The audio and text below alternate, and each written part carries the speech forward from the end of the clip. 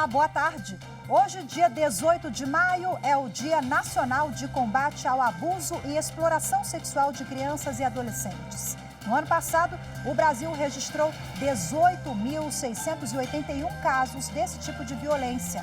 De olho nessa situação, o Conselho Nacional de Justiça, o Conselho Nacional do Ministério Público, lança uma campanha para estimular a denúncia. É esse um dos destaques do Jornal da Justiça de hoje. Vamos aos demais. Supremo Tribunal Federal apresenta as parcerias do Programa de Combate à Desinformação no âmbito do tribunal. Supremo avança na integração eletrônica com o Superior Tribunal de Justiça. Agora, tanto a devolução como a baixa de processos entre os dois tribunais, principalmente recursos extraordinários e recursos extraordinários com agravo, serão feitos pelo novo modelo implantado. E ainda, Superior Tribunal de Justiça tranca ação penal contra jornalista que criticou o Procurador-Geral da República, Augusto Aras.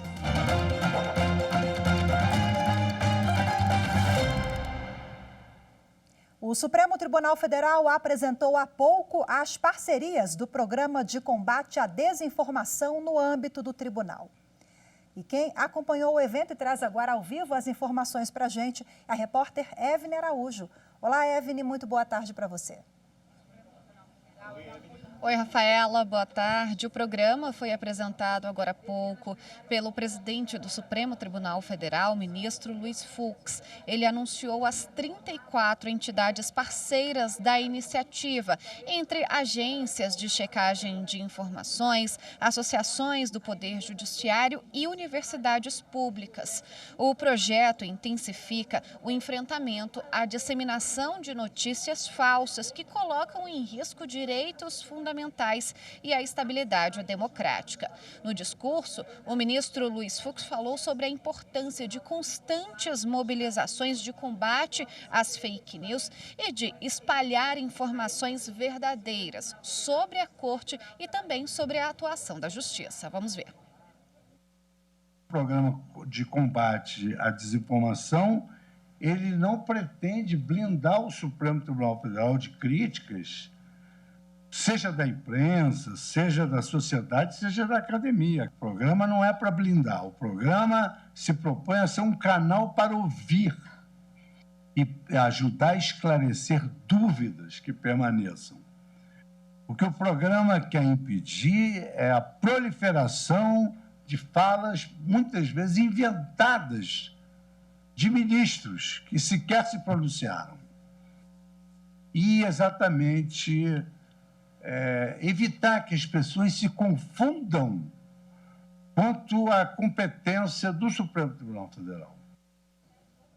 Na apresentação do programa foi assinado um termo de cooperação entre o Supremo Tribunal Federal e o Tribunal Superior Eleitoral para a realização de ações de conscientização voltadas especialmente para as eleições gerais deste ano. O presidente do TSE, ministro Edson Fachin, e o vice-presidente do tribunal, ministro Alexandre de Moraes, firmaram essa parceria. E para complementar a programação, hoje à tarde e amanhã, o dia inteiro, vão ser realizadas rodadas de conversa sobre desinformação e poder judiciário. Presencialmente, o encontro ocorre aqui na sala de sessão da primeira turma, no prédio sede do Supremo Tribunal Federal, mas a transmissão também pode ser acompanhada ao vivo pela TV Justiça e também pelo canal do STF no YouTube. Rafaela. Ok, Evne, muito obrigada pelas informações. Boa tarde para você mais uma vez. Em mais um passo para a integração digital do Supremo Tribunal Federal com os demais tribunais do país, o Superior Tribunal de Justiça aderiu recentemente a mais 2 operações nesse sentido. Bom, agora tanto a devolução como a baixa de processos entre as duas cortes, principalmente recursos extraordinários e recursos extraordinários com agravo, serão realizadas pelo novo modelo implantado na Suprema Corte. Agora, tanto a devolução como a baixa de processos entre os dois tribunais, principalmente recursos extraordinários e recursos extraordinários com agravo, serão feitos pelo novo modelo implantado. Uma vez realizadas essas ações no processo pelo Supremo, o STJ o recebe imediatamente no novo formato. Antes disso, o procedimento tinha que ser feito por uma pessoa. Isso otimiza o trâmite processual e simplifica os procedimentos entre as cortes. O Superior Tribunal de Justiça foi o primeiro tribunal a implementar o modelo nacional de interoperabilidade com o STF. No início, desenvolveu 3 operações do modelo: remessa, reenvio e envio complementar de peças. Agora falta apenas uma operação para o STJ aderir integralmente ao protocolo: o declínio de competência, que é quando a Corte não pode julgar determinada ação. Essa última integração deve ocorrer ainda este ano. Com esse formato, é possível eliminar o envio de mídias ou e-mails ao STJ para dar baixa definitivamente em recursos e processos, o que promove, além de celeridade processual, redução de custos para o tribunal. E hoje tem sessão plenária no Supremo Tribunal Federal. Um dos assuntos previstos na pauta de julgamento é a análise da validade da regra do Código de Trânsito Brasileiro, que considera infração a recusa do motorista em fazer o teste do bafômetro. O tema tem repercussão geral reconhecida. O Supremo Tribunal Federal vai decidir se é constitucional a regra do Código de Trânsito Brasileiro que classifica como infração de trânsito a recusa do condutor em fazer o teste do bafômetro. No caso analisado, o Departamento de Trânsito do Rio Grande do Sul questiona a decisão da segunda instância do Tribunal de Justiça do Estado, que anulou o auto de infração contra um motorista. De acordo com a decisão, como o condutor se recusou a fazer o teste, não havia como constatar formalmente que ele dirigia sob o efeito de álcool. O argumento foi que, de acordo com o artigo 165-A do Código de Trânsito, só é possível autuar o motorista que se recuse a realizar o bafômetro, caso ele apresente todas as características de embriaguez e na presença de testemunha. Assim, a autuação do condutor que não apresentar ameaça à segurança no trânsito pela simples recusa em fazer o teste configuraria arbitrariedade. No recurso, o Detran contesta esse entendimento porque o direito individual de liberdade não pode ser maior que o direito fundamental da coletividade, a vida e a segurança no trânsito. O Departamento de Trânsito sustenta ainda que a imposição da penalidade administrativa de suspensão do direito de dirigir a uma pessoa que se recusar a realizar o bafômetro, impedindo a fiscalização de trânsito de constatar se ingeriu álcool, é razoável e proporcional. Como a infração é administrativa, não se pode alegar ofensa ao princípio de não se autoincriminar e a outros direitos e garantias individuais relacionados ao direito penal. O caso tem repercussão geral reconhecida. O entendimento do STF vai ser aplicado em todos os casos semelhantes que tramitam nas demais instâncias do Poder Judiciário.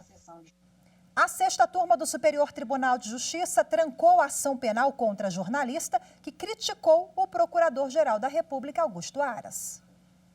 Por maioria, a 6ª turma decidiu trancar a ação penal contra o jornalista André Fernandes, que escreveu uma matéria com críticas à atuação do Procurador-Geral da República, Augusto Aras. Os ministros não reconheceram o dolo específico de caluniar, injuriar ou difamar. No STJ, a defesa pediu a reforma do acórdão do Tribunal Regional Federal da Primeira Região. Na decisão, o TRF1 entendeu que o jornalista teria configurado em tese a vontade de caluniar, difamar e injuriar ao se referir ao chefe do Ministério Público como cão de guarda, perdigueiro e procurador de estimação.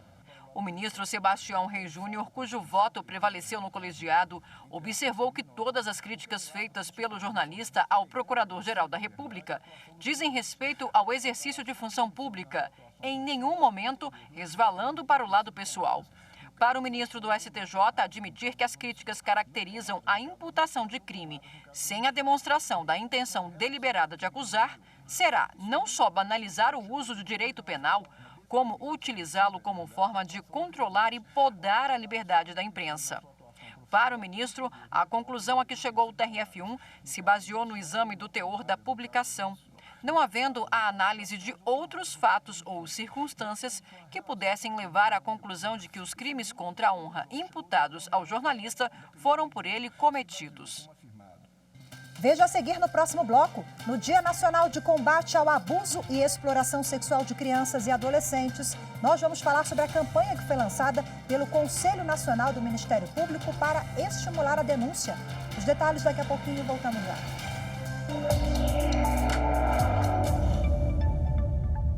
Em um país ainda marcado por desigualdades sociais, econômicas e de informação, a TV Justiça presta um importante compromisso em explicando conceitos, explicando temas debatidos pelas mais altas cortes do país a todo e qualquer cidadão.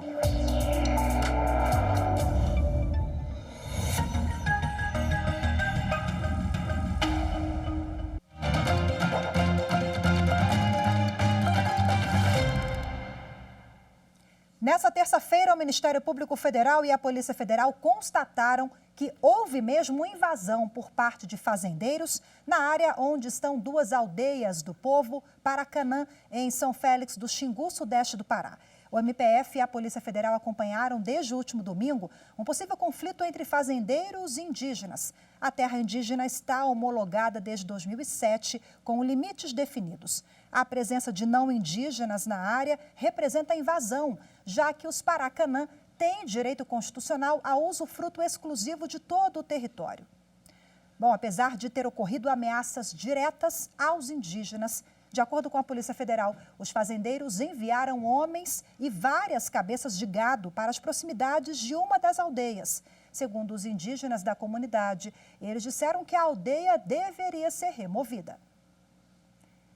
Hoje é dia 18 de maio, é o Dia Nacional de Combate ao Abuso e Exploração Sexual de Crianças e Adolescentes. O Conselho Nacional do Ministério Público alerta sobre a importância da data para chamar atenção para essa forma de violação de direitos. A prática representa 18,6% dos registros da Ouvidoria Nacional dos Direitos Humanos. As vítimas podem carregar os traumas para o resto da vida. Tristeza, baixa autoestima, ansiedade e depressão são algumas das consequências que crianças e adolescentes costumam ter após sofrerem abuso sexual. Esse tipo de crime tem chamado a atenção das autoridades. Durante todo o ano passado, foram registrados 18.681 casos de violência sexual contra crianças no Disque 100, central criada para denunciar violações de direitos humanos. Só este ano, já foram mais de 4.000 denúncias. Na maioria dos casos, o abusador é alguém que pode estar dentro de casa, um parente ou alguém próximo à família, que normalmente tem uma relação de confiança com a vítima. Os números podem ser ainda maiores. A Organização Mundial da Saúde estima que apenas 1 em cada 20 casos de abuso chega ao conhecimento dos órgãos de proteção à infância. O Conselho Nacional do Ministério Público lançou uma campanha nas redes sociais para estimular a denúncia. Os pais e responsáveis devem estar atentos aos sinais. Boa parte das vezes, a vítima demonstra que algo não vai bem. A criança ou adolescente vítima de abuso sexual costuma ficar irritado ou agressivo, quer ficar sozinho e, quando sai, está sempre tenso, ansioso ou assustado. Outro sinal é a regressão no desenvolvimento. Na vida adulta, o trauma pode gerar problemas ainda mais graves. Os prejuízos eles podem vir a médio, curto e longo prazo. Eles afetam principalmente a relação de autoestima, a percepção do próprio corpo, e a gente pode ter ali transtornos de ansiedade, agressividade, automutilação, suicídio, depressão, transtornos alimentares. Nós podemos ter distúrbios do sono. Então a gente tem uma complexidade de possibilidades de consequências negativas para essa pessoa. Bom, para a gente repercutir o assunto, agora eu converso ao vivo, de forma remota, com a promotora de Justiça do Ministério Público de São Paulo, doutora Renata Riviti. Seja muito bem-vinda, boa tarde para a senhora. Muito obrigada, uma boa tarde. Bom, vamos aproveitar essa data, né, para a gente falar um pouquinho sobre o assunto, refletir sobre a questão. E para começar, eu queria que a senhora explicasse para a gente, em linhas gerais, quais as ações de combate que vêm sendo desenvolvidas pelo Ministério Público. Perfeito. Acho que vale primeiramente mencionar que nós temos para enfrentamento dessa grave violação de direitos humanos no país uma lei, a Lei 13.431, conhecida como Lei da Escuta. Ela é do ano de 2017, mas ela entrou em vigor no ano de 2018 e é uma legislação que vem materializar o direito da criança e do adolescente de viver sem violência o direito da criança e adolescente de não sofrer nenhuma forma de violência, inclusive a sexual, garantida pelo artigo 227 da Constituição Federal desde 1988. Em 2018, entrou em vigor, portanto, essa lei da escuta que vem trazer mecanismos para a garantia desse direito a viver sem violência das nossas crianças e adolescentes. É uma legislação que traz a voz da criança de modo a ser colhida de uma forma não revitimizante e que faça sentido e consiga garantir ali intervenções de proteção e responsabilização criminal com mais segurança. E nós temos ainda, para a implementação dessa legislação, um guia lançado pelo CNMP, elaborado por um grupo de trabalhos de promotores de justiça de todo o país, lançado no ano de 2019 e que traz um passo a passo para a implementação dessa política pública prevista nessa legislação, que fala, portanto, de prevenção, fala de cuidado e fala de responsabilização. Esse guia, ele traz orientações para operadores do direito, integrantes do Ministério Público ou para a sociedade também? Porque às vezes falta informação, né? As pessoas querem participar, a sociedade quer participar, mas tem medo de denunciar, não sabe qual é o canal adequado. Essa legislação, ela vem para trazer... Primeiro, ela traz uma parte conceitual bastante completa, portanto, é um documento público, é possível de ser acessado na página do Conselho Superior do Ministério Público, no CNMP, logo na parte de comissões, e dentro da Comissão da Infância e da Juventude tem lá inúmeras publicações, entre elas, né, vale a pena passear por essa página com documentos valiosos, e entre eles, esse guia.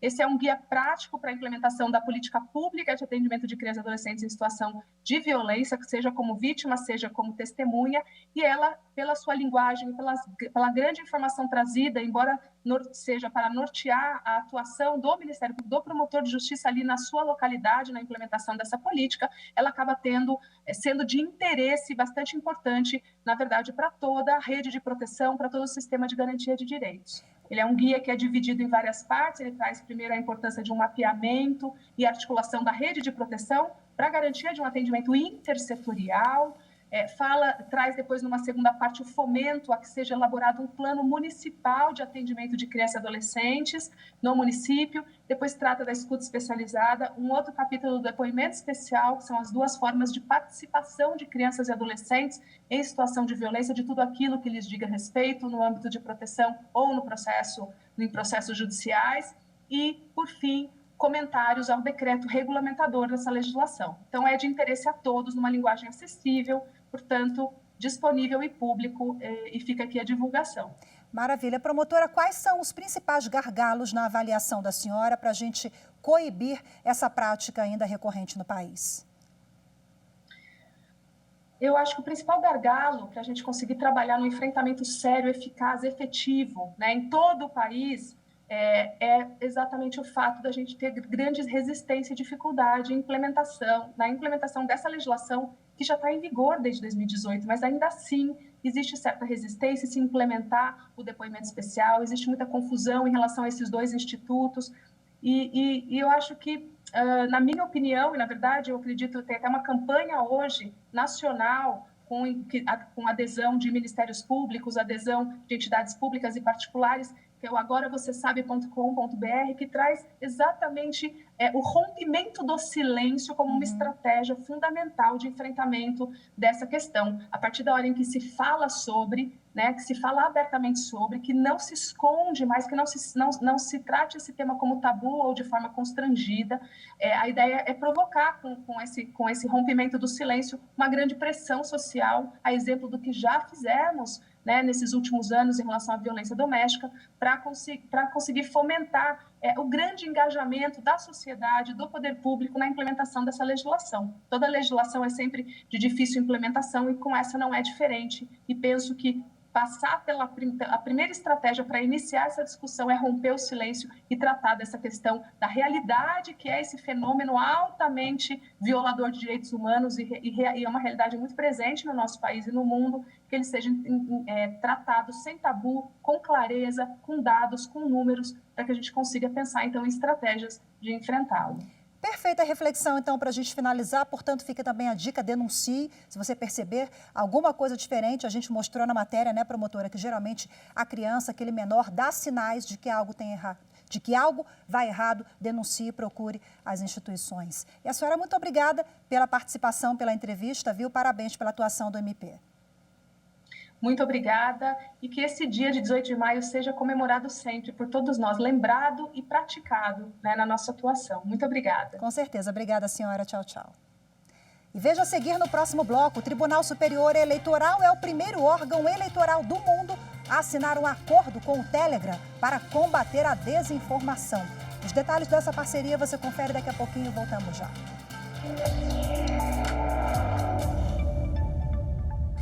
Muito importante que o direito possa ser difundido, que os ideais e a noção de justiça venha a ser apresentada para a população, desde aqueles menos conhecedores até os mais informados. É muito importante que a TV Justiça cumpra o seu papel institucional de difundir, de viabilizar, de ser um meio de comunicação entre a sociedade e os operadores do direito.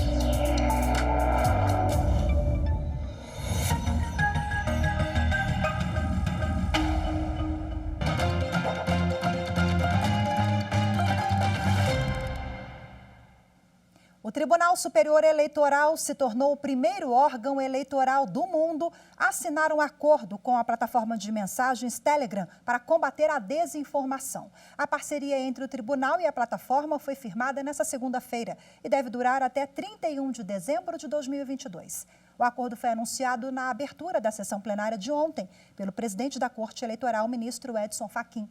Entre as ações previstas estão um canal verificado do TSE para divulgar informações oficiais na plataforma e o desenvolvimento de um robô para tirar dúvidas sobre o processo eleitoral.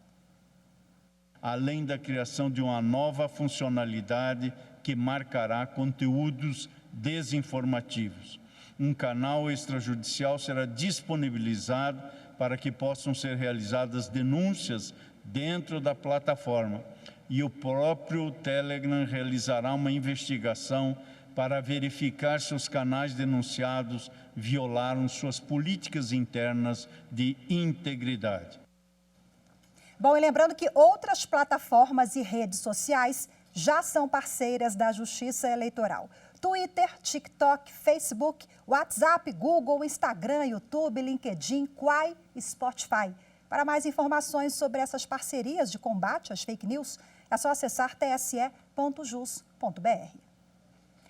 E ainda na sessão dessa segunda-feira, os ministros mantiveram no cargo Leonardo Menezes, eleito em 2020 prefeito da cidade de Goianésia, em Goiás.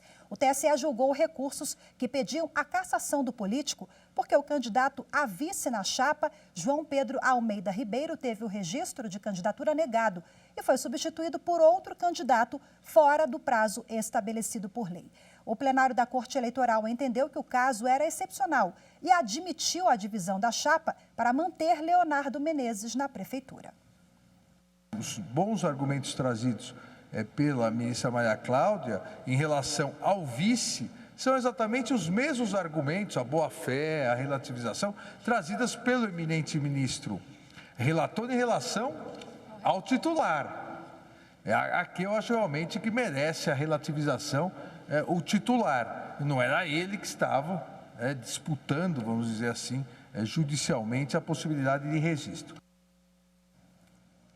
O Tribunal Superior Eleitoral promove nesta quarta-feira uma audiência pública sobre a desigualdade racial no processo eleitoral brasileiro.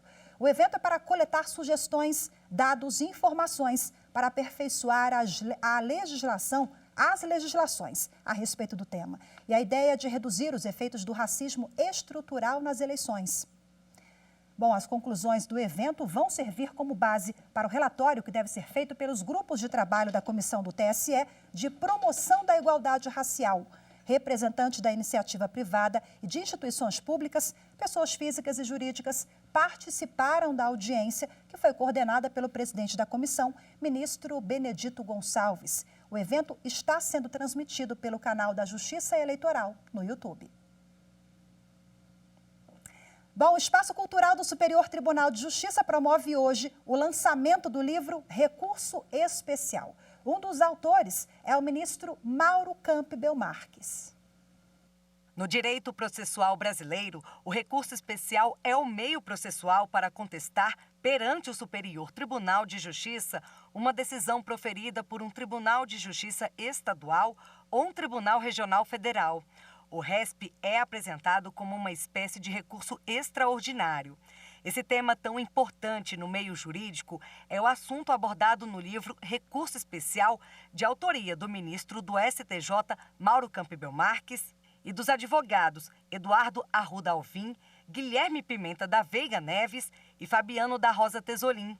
Fabiano, que é assessor do ministro Mauro Campbell, explica que a obra faz uma análise completa dos conceitos essenciais da teoria geral dos recursos. São 10 capítulos que tratam sobre o recurso especial, de forma direta e indireta. A gente tem desde uma teoria geral de recursos vinculada ao tema, ao recurso especial, a questão da admissibilidade, a estrutura, a natureza jurídica, a função do recurso especial em si e os desdobramentos.